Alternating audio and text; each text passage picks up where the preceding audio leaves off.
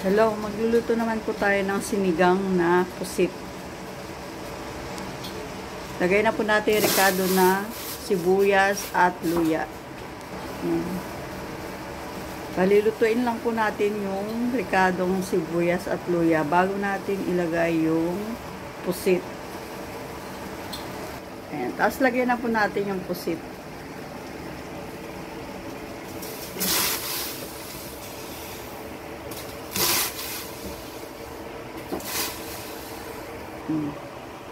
Tapos lagyan po natin ng pamintang durog.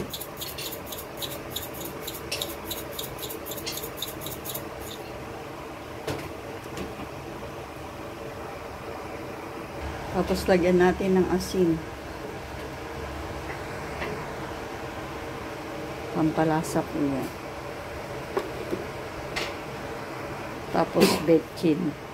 Hindi nawawala ang ating betchin dahil yan po yung isang nagpapasarap sa ating lutuin. Tapos, lagyan natin ng sinigang mix.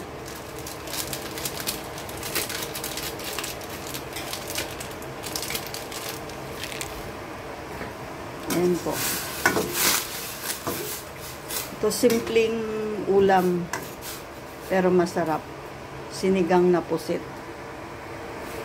Pakuluin lang po natin bago natin ilagay yung gulay na talbos ng kamote. Tikman po natin kung tama na po yung lasa.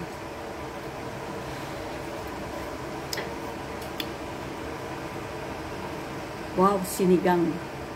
Tapos lagay na po natin yung gulay na talbos ng kamote.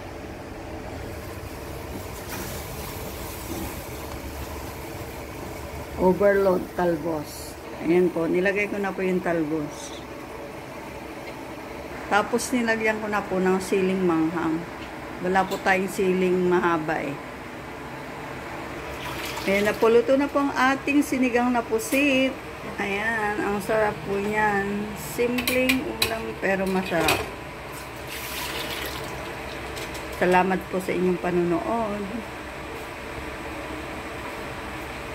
Shout out po pala sa ating mga viewers at followers yan sa ating kababayan.